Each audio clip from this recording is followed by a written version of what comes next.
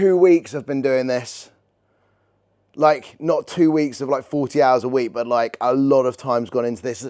This is the piece that you can see missing from the dashboard, and this one wasn't working. And I sent it off and I had it checked, and you work and work and work and you spend hours on something and then you fix it and there's no one here to celebrate with. Swagger down the street with your red lips and funky beat. You better hold your head up to the sky. I'm gonna roll with you till the day I die.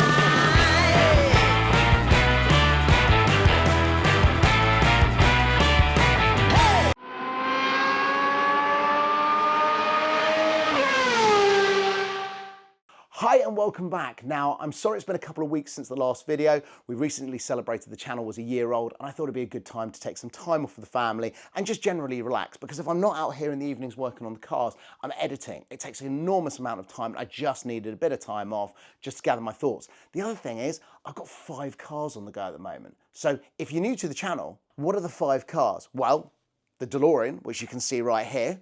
Tallulah, my Silver Mojo 2 that I built in 2002. Unfortunately, I blew the engine up on this one. Abigail, my Silver Mojo 2.5, which I bought for my wife a couple of years ago. The Cobra, that hasn't run in 10 years.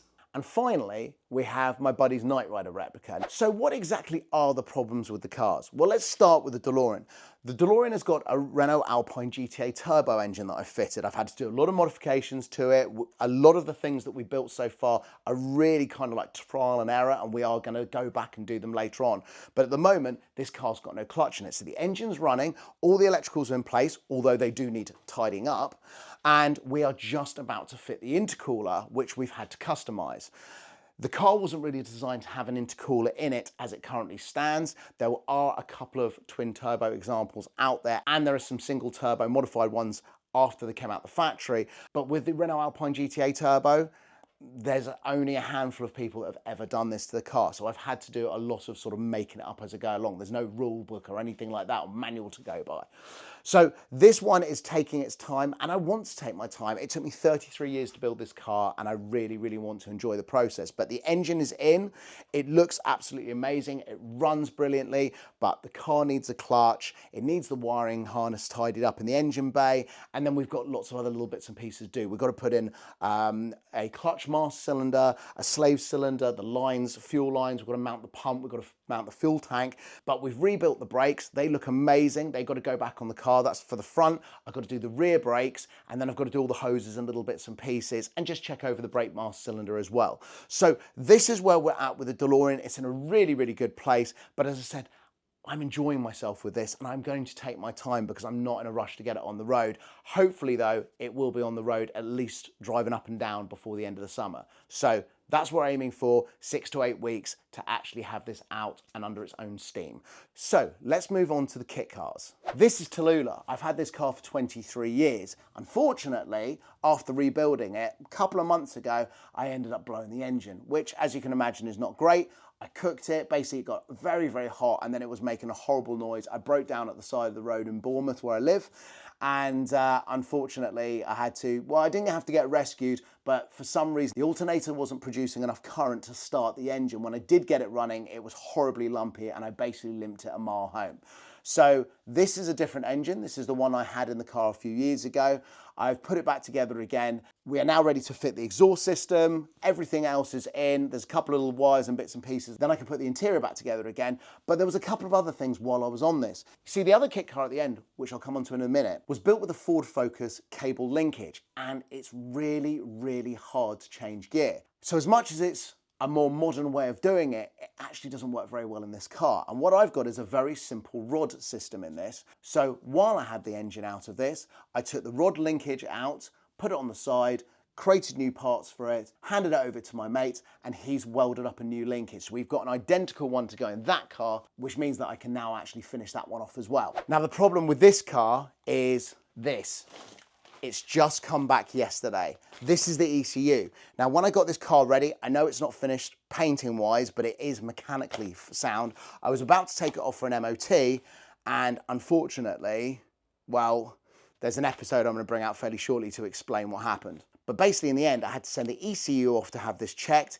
It turns out it's actually fine, which means we've got a problem elsewhere. There are 2-pin connections that go into this that need to be giving it 12 volts, and I've got to make sure that both of those are absolutely right. If they're fine, I'm not too sure where we're going to go from there, but the next thing is going to be setting up. But we couldn't get the ECU to connect to a laptop to even work out where we were having a problem. The engine just didn't run properly. So what's the problem with the Cobra? Well, the Cobra hadn't run in a long time. And the first thing we had to fix was it didn't have an exhaust system. It had headers, no downpipes, no exhaust system. Now the problem is, my buddy who owns this, Adam, wanted that original sort of 60s racing look with the side pipes. And as you can see down the side there, the side pipes come out in front of the rear wheels.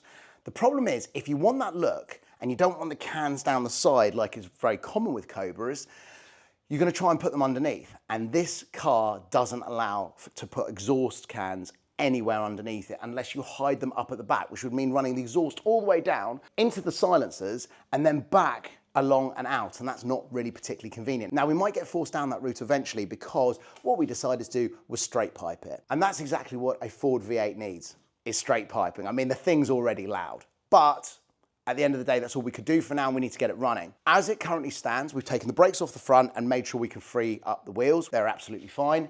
The back has got inboard brakes. We need to get in there. We need to free up those pads so we can get the rears moving, which is why it's sitting on these little trolleys. And once I've done that, I can take the wheels off and we've got all brand new tyres waiting at the back of the garage. So new tyres on, brakes on, we've got a decent braking system and we can start the engine. In fact, we don't have to wait for that to start the engine. Now, Adam and I had a conversation where we said, it's really, really important for both of us that he's here the first day we fire this up. It hasn't been running about 10 years. So I wanted him to be here, which means sorting out diaries, making sure we've got time that we can film and, you know, a bit of time for playing and seeing if there's any electrical issues, etc., etc. So I don't want to be turning it over without him here.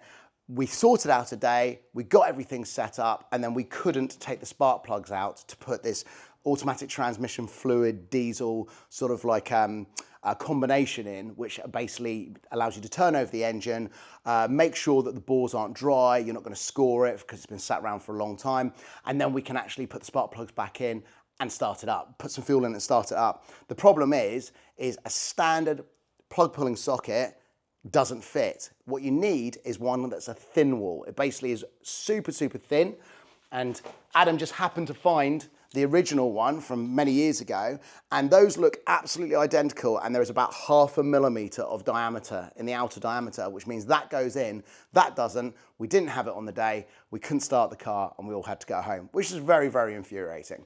But we've got that now, and we are ready to get this thing started. So this is a very, very exciting time for this car. All the adhesives that we used on this to put it together have kind of deteriorated and bits have started falling off it from it just being sat outside. So what I'm doing is I'm putting this back together, but you can see there's a gap here. Well, this gap, unfortunately, is because one of these units, these little PCBs, wasn't working, and I had to send that off to a specialist as well, friend of mine, to test that. Turns out that's fine, so it looks like the feed to that is where the problem is. So I've got to go back, get it off my friend, reinstall it, and then put this whole thing back together again.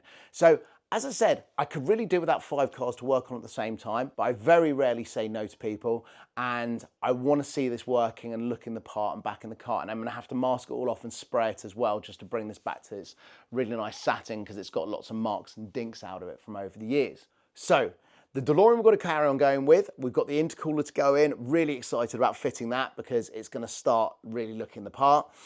The black kit car, I just need to put it back together again, run up and down the road and test it, that it's absolutely fine. It's MOT'd, it's taxed and insured, so that's not a problem. I've just got to make sure that everything runs fine.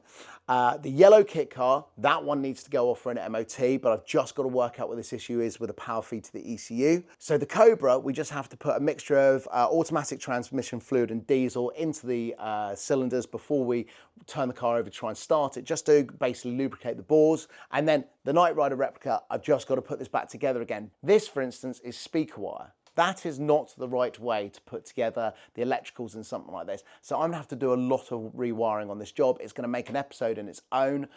Hopefully you'll come along for the journey with me and watch me put this back together again, but I'm really, really excited to put this back in the car. Anyway, that is where I'm at the moment. 5 cars, 100 problems, and I've just got to make my way through them. Welcome to year 2 of Sam's Garage.